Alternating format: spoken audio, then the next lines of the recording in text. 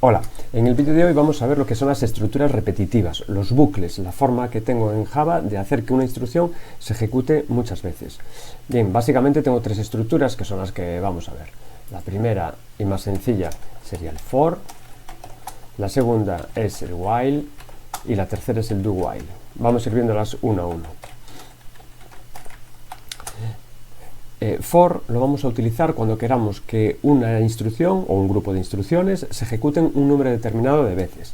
Para eso seguiremos la siguiente estructura. Ponemos for, entre paréntesis, una variable que va a tomar un valor inicial, int i igual a 1, la condición que ha de cumplirse, i menor o igual que 10, ahora lo explicamos más en detalle, y en cada iteración, en cada vez que haga esa pasada por el bucle, qué cambios se van a producir. Vamos a analizarlo entonces, ¿qué significaría esto? Vamos a hacer, por ejemplo, hola mundo.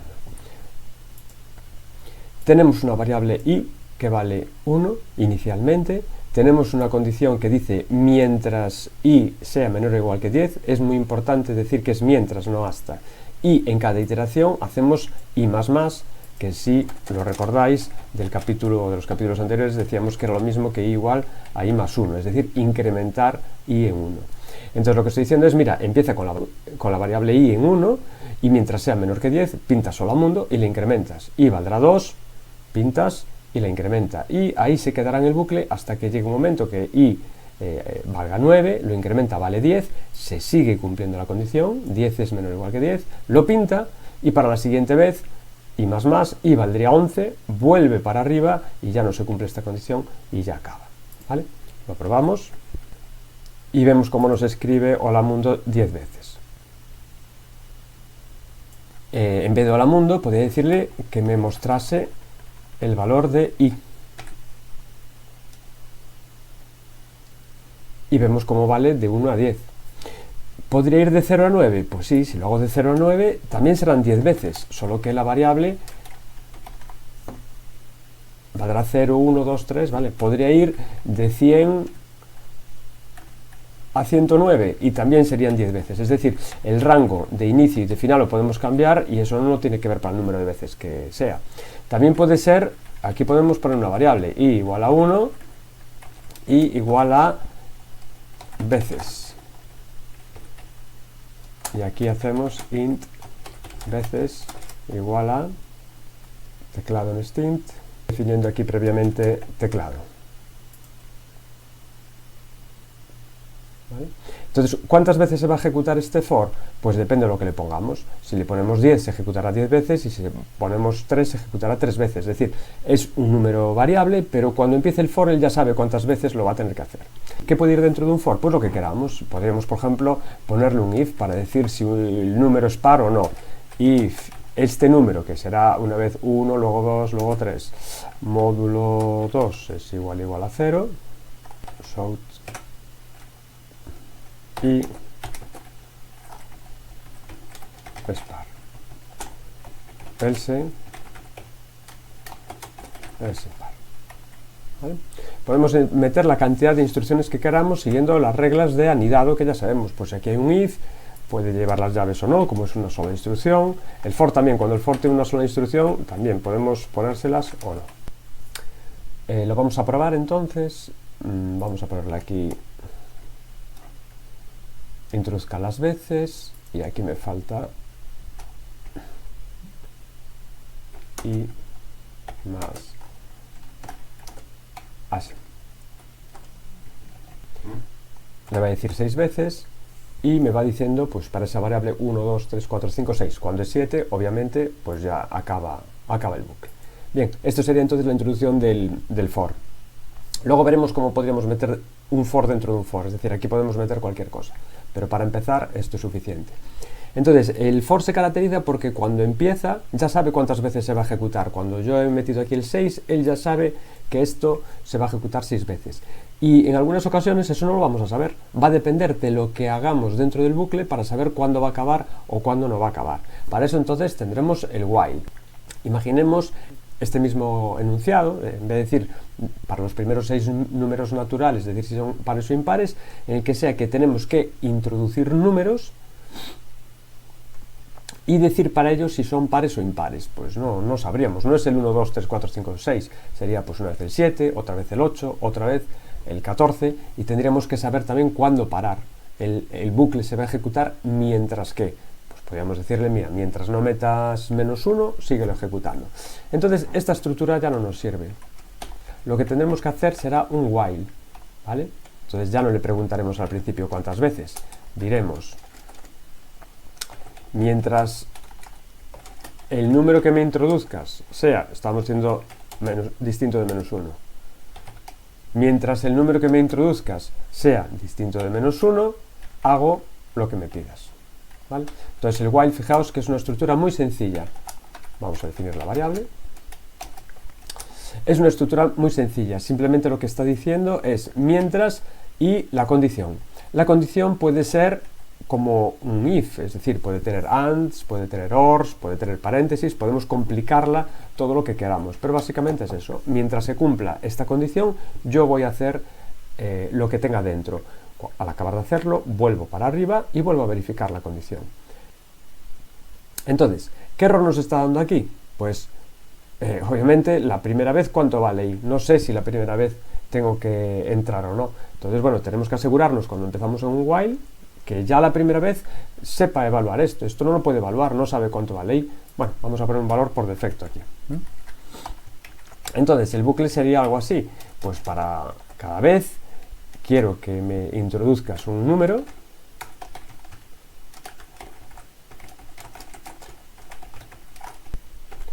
y por hacer una operación distinta, vamos a suponer que los quiero sumar. Suma es igual a suma más ese número que me introduzca. ¿Vale? La voy a definir aquí también. Suma, y que inicialmente la suma vale 0. ¿De acuerdo? Entonces, ¿qué me va a hacer? Me va a ir pidiendo números y cada vez que yo meto un número lo va a sumar. Si ese número es -1, pues va a acabar el bucle. Esto, si queréis con una notación más simplificada, podemos hacerlo así: suma más igual i. ¿De acuerdo? Y al finalizar, pues lo que podemos hacer es mostrar ese resultado. La suma total es más suma. Si esto lo hago dentro del bucle while, me va a ir dando la suma cada vez que ejecute eso, dentro del bucle. Yo no quiero que me dé las sumas parciales, solo quiero que me lo haga al final. Entonces, lo que hago antes del bucle lo hace una vez, el bucle lo va a repetir muchas veces, y lo que ponga ya después del bucle, pues también solo se va a ejecutar una vez. Vale, vamos a ejecutarlo. Aquí le voy a dar una pista al usuario. Va a decir, introduce un número, -1 para finalizar. Y vamos allá. Bueno, no se va a comportar tan bien como queremos. Vamos a ver, voy a meter el número 5, número 4, llevaríamos 9. Y ahora le digo que quiero acabar, -1. Y me dice que la suma es 8. Nos ha fallado. ¿Vale? ¿Por qué nos ha fallado? Pues, fijaos, cuando yo aquí le he metido el -1, era una condición para acabar. No quería que me lo sumase. Entonces hay que tener cuidado con estas circunstancias. ¿Vale? Entonces, en este caso, ¿cómo puedo resolverlo? Mira, pues después de leerlo, si lo que me has introducido es distinto de -1, lo sumo. Esa sería una opción, para que esa última vez no la sumase. Hay otras formas de hacerlo. Fijaos, aquí vamos a poner otra. Vamos a hacer una primera lectura. ¿Vale? Si hago una primera lectura antes de empezar el bucle, ya no tengo por qué inicializarla a un valor 0, ya va a tener un primer valor cuando entre. Así, si la primera vez ya me metiese en -1, ya no entraría en el bucle. Luego, sin ningún problema, puedo sumarlos, no tengo por qué hacer este if. Ya sé que lo puedo sumar, porque si fuese -1 ya no hubiera entrado. Y lo que tengo que hacer es volver a leer, pero no aquí, porque ya he leído, aún no he tratado este. ¿Vale? Tendría que hacerlo así, a ver qué os parece. Entonces, introduce un número, si es -1 lo suma, y una vez que lo haya sumado, volvemos a leer otro número. Leemos otro número y vuelve para arriba. Si ese número es -1, ya no entra, ya no suma. ¿De acuerdo? Los tenéis en los apuntes. Esto es se llama con una lectura adelantada. Hago una primera lectura antes de entrar en el bucle, y así me evito ese if dentro. ¿De acuerdo? Entonces, sería una forma en la que no tengo que andar preocupándome de sumar ese menos 1 o no. Vamos a probarlo. Pues 5, 4, menos 1. Ahora sí que la suma me la hace bien. Y con el otro formato que teníamos antes, que es este, también en este solo tengo una lectura, no tengo que duplicar esto aquí fuera, pero tengo que tener cuidado con este if para no sumar el menos 1. Y funciona también bien. 5, 4, menos 1. Y la suma es 9. ¿Vale? Estas serían las dos formas. Siguiente estructura, muy parecida a esta, que es la última que mencionábamos aquí, sería el do-while. La diferencia entre el while y el do-while es una de sintaxis y otra que por lo menos se ejecuta una vez. Si yo esto le cambio la estructura, sería do, y pasaría el while, fijaos, aquí, y con un punto y coma al final. Es una estructura un poco distinta. Entonces veis que entra en el bucle siempre, nos va a hacer esa primera pregunta, y la condición está aquí al final. Entonces, un bucle while se ejecuta 0 o n veces y un bucle do while se ejecuta 1 o n veces. En este caso, pues nos funcionaría también. Entra la primera vez, me pregunta por un número, si es menos 1 ya no lo suma, pero, y si es distinto lo suma, pero sigue funcionando correctamente igual, pero por lo menos ya sabemos que una vez entra sin preguntar ninguna condición. Y en principio estas son las tres estructuras. ¿Qué se nos va a complicar? Bueno, pues se nos va a complicar lo que tengamos que hacer aquí dentro, que será más o menos largo, más o menos complejo, y las condiciones pues también podemos preguntar aquí, pues lo voy a hacer mientras me metas números mayores o iguales que 0, y además que los números sean menores o iguales que 100, es decir, solo permito números entre 0 y 100. Esta sería otra condición. Introduce un número, vamos a poner, entre 0 y 100, vamos a decirle ahora la condición cambia.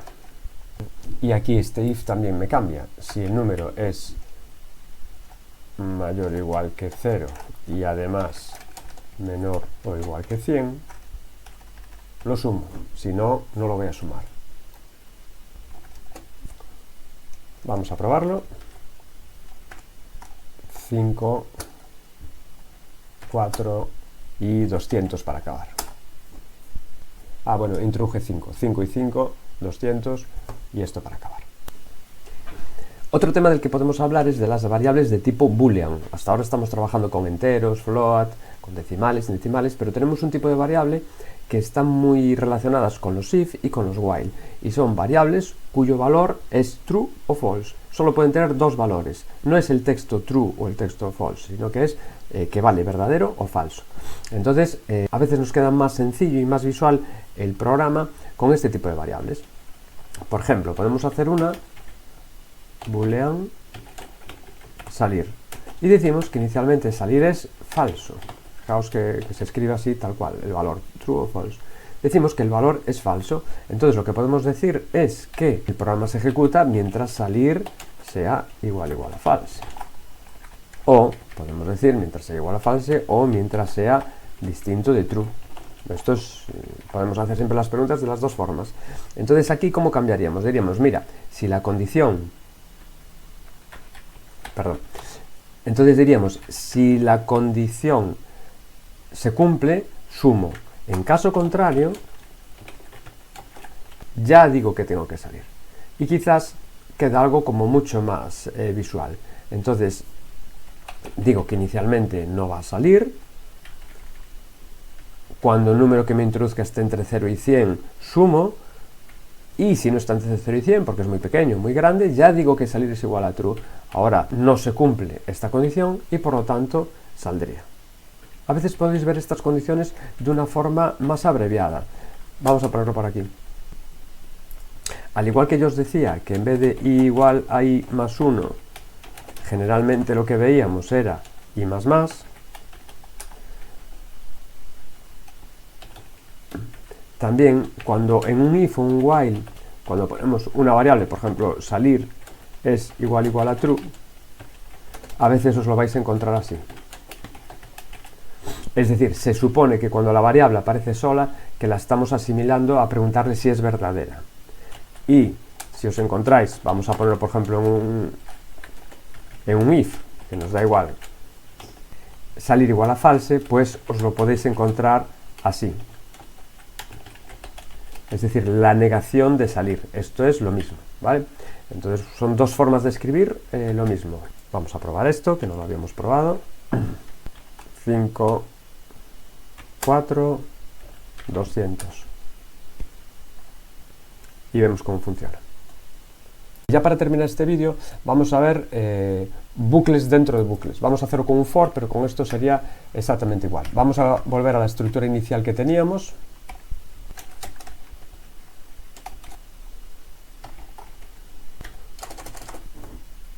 Esto sería un bucle en el que la variable i va de 1 a 10. Y ahora aquí dentro vamos a meterle otro bucle. Otra variable, me la voy a llamar j. J menor o igual que 5, por ejemplo, j más más. Bien, fijaos que no es un bucle a continuación del otro, es uno dentro de otro. Entonces es, para cuando i valga 1, voy a hacer el bucle varias veces, j igual a 1, j igual a 2, j igual a 3, a 4 y a 5. Para cuando valga i igual a 2, vuelvo a hacer otros 5. Es decir, si aquí pongo hola mundo, ¿cuántas veces me lo va a poner? Pues me lo va a poner 50 veces. Para cada una de estas 10 va a volver a hacerlo 5 veces. Entonces, si queréis, vamos a poner números más pequeños. Voy a ponerle aquí 4 y 3. Así nos lo haría 12 veces. Vamos a ponerle, en vez de hola mundo, que nos diga el valor de las variables. Así nos va a servir como pista. Con esto le digo que me escriba el valor de la i, luego un punto y el valor de la j. Lo ejecutamos y fijaos el resultado. Para i igual a 1, j igual a 1, j igual a 2, j igual a 3. Para i igual a 2, j igual a 1, j igual a 2, j igual a 3. Para el 3, 1, 2 y 3. Y para el 4, 1, 2, 3, 1, 2 y 3. ¿Vale? Esto probadlo. Entonces, ¿cuándo se suele utilizar este tipo de estructuras? Pues, por ejemplo, en tablas. Cuando hablamos de tablas de filas y columnas, para cada fila tratar todas las columnas. Tenéis un ejercicio que tenéis que pintar como unos asteriscos o unos números, pues probablemente se utilizase algo como esto. Si yo, imaginaos, vamos a ponerle que voy a utilizar el print, le digo que me escriba 3 veces un asterisco y al acabar este bucle interior que me haga un salto de línea. Vamos a ver lo que pinta ahora. ¿Vale?